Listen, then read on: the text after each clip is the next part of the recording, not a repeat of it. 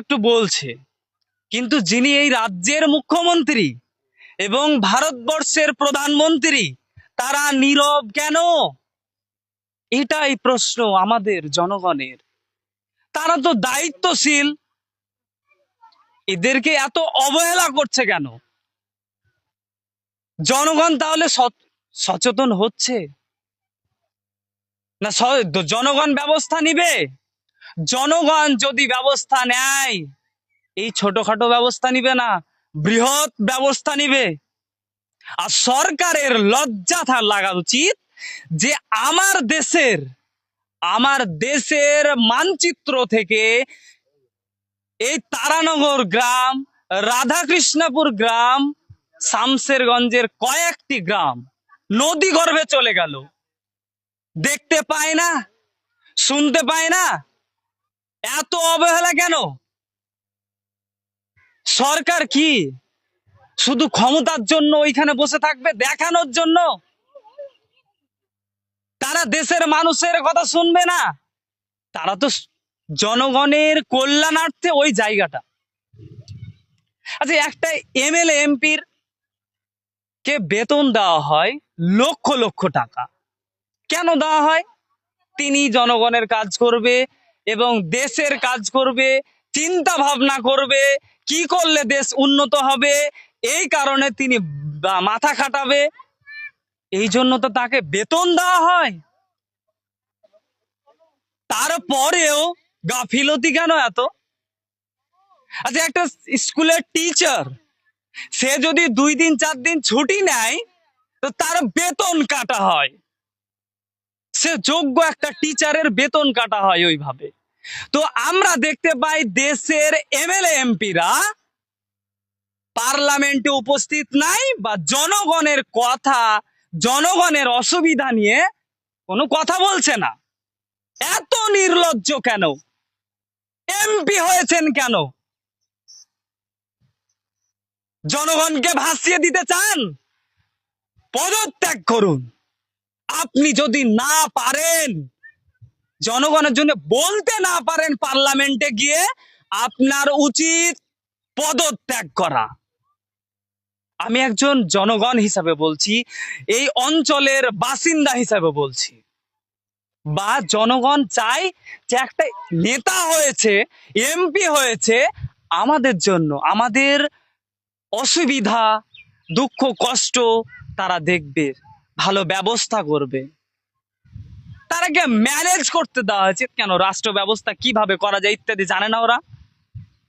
তাহলে এত মানুষকে আর্তনাদ এইভাবে এত দিন ধরে বলে যেতে হবে কেন?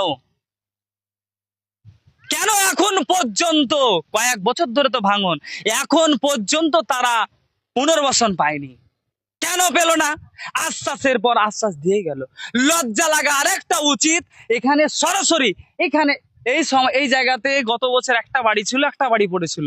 সে মহিলাটা, যাই হোক, যেটা আর্তনাদ হয় ইত্যাদি, সেটা তারপরেও একটা এমএলএ কথা দিয়েছিল যে তাকে ব্যবস্থা দেওয়া হবে, বা এরকম তাকে রেসপন্স করা হয়েছিল, তাকে পুনর্বাসন দেওয়া হবে। দেওয়া হয়নি। মিথ্যুক, ধোঁকাবাজ, বন্ধ করুন ভণ্ডামি আপনাদের। মিথ্যা প্রতিশ্রুতি দিয়ে আর কতদিন চলবেন? পারবেন না, সরাসরি বলে দিবেন আমি পারি না, আমি পার্লামেন্টে আমি আপনাদের আওয়াজ তুলতে পারি না। আপনি সরাসরি বলে দেন আপনাদের বলা হবে না। এখন পর্যন্ত কেন কেন্দ্রতে বলা হয়নি? রাজ্য সরকার কেন বলেনি যে এই মুর্শিদাবাদ ভাঙনে পরিণত হয়েছে, তাদের বাঁধন, কনক্রিট বাঁধন দেওয়া হোক? কেন বলেননি? জবাব দিয়ে যাবেন। আর যদি দেন, যে বলেছেন, আপনি প্রস্তাব দিয়েছেন, বলেছেন, আপনি এটা প্রকাশ্যে দেখান যে কেন্দ্র সরকারকে আমি জানিয়েছি। আর কেন্দ্র সরকার কি শুনতে পায় না? দেশে খালি দাঙ্গা বাঁধাতে ব্যস্ত। বন্ধ করুন, সাবধান হয়ে যান, সাবধান হয়ে যান। সামনে আসছে, জনগণ আপনাকে শিক্ষা দিয়ে দেবে। চলতে হবে যে 1000 টাকা পরে হবে, আগে আওয়াজ তুলতে হবে। তুমি রোধ করো। 1000 টাকা 1200 টাকা দিচ্ছে, আর কোটি কোটি টাকা আসছে গঙ্গা ভাঙন রোধ করার জন্য। সেই টাকাগুলো কি হচ্ছে, লুট হয়ে যাচ্ছে। গত কয়েকদিন আগে সোশ্যাল মিডিয়াতে দেখছিলাম কলকাতা থেকে বাবুরা এসেছিল গঙ্গা ভাঙন পরিদর্শনে। গঙ্গা ভাঙন পরিদর্শনের নামে গঙ্গা বক্ষে তারা মৎস্য করে পিকনিক করে এখান থেকে চলে গেল। তাই ওই অসভ্যগুলোর জবাব আমাদেরকে দিতে হবে। আর আমি যখন এখানে এসে বক্তব্য দিচ্ছি, বিভিন্ন জায়গায় বিভিন্ন ভাবে আমাকে আটকানো হচ্ছে। কোন জায়গায় বলা হচ্ছে যে নওশাদ সিদ্দিকীর মাথায় টুপি, মুখে দাড়ি, ও মুসলমানদের ছেলে, তোরা কেন ওই পার্টি নিয়ে হই হই করবি। কোন জায়গায় বলা হচ্ছে নওশাদ সিদ্দিকী অমুক বিজেপির দালাল বলে আটকানো হচ্ছে। আবার কোন জায়গায় বলা হচ্ছে এই আমরা তো বুকে হাত দিয়ে নামাজ পড়ি, নওশাদ সিদ্দিকী তো নাভির নিচে হাত দিয়ে নামাজ পড়ে, ও পীরের ছেলে, ওর কেন মিটিং এ যাবি। গঙ্গার ভাঙনের জন্য বিধানসভার মধ্যে দাঁড়িয়ে আপনাদের হয়ে এই মালদা মুর্শিদাবাদের মানুষের জন্য বিজ্ঞানসম্মত ভাবে বদরির মনের কথা আমি ফুরফুরা শরীফ থেকে আমার কাছে তখন কে আহলাদিস, কে জামাতি, কে ফুরফুরা, কে তাবলীগ, কে বেলালি, কে দলিত, কে মুসলমানের কাছে নয়। আমার কাছে তখন মালদার মানুষকে বাঁচাতে হবে, মুর্শিদাবাদের মানুষকে বাঁচাতে হবে, শামশেরগঞ্জের মানুষকে বাঁচাতে হবে, ফারাক্কার মানুষকে বাঁচাতে হবে। কারণ যেভাবে গঙ্গা ভাঙন চলছে, হয়তো আগামী দিনে দেখা যাবে মুর্শিদাবাদের অর্ধেক অংশ গঙ্গা বক্ষে তলিয়ে যাবে। তাই ওইখানে যারা বসবাস করছে, সে আহলাদিস হতে পারে, ফুরফুরা হতে পারে, তাবলীগ হতে পারে, দেওবন্দি হতে পারে, বেরেলি হতে পারে, হিন্দু হতে পারে, মুসলমান হতে পারে, আমার দেখার প্রয়োজন নাই। তাদের হয়ে বিধানসভায় আমি সর্বপ্রথম আওয়াজ তুলেছি। কিন্তু আপনাদের মধ্যে কি লাগিয়ে দেওয়া হচ্ছে, এই ফিতনা ঢুকিয়ে দেওয়া হচ্ছে।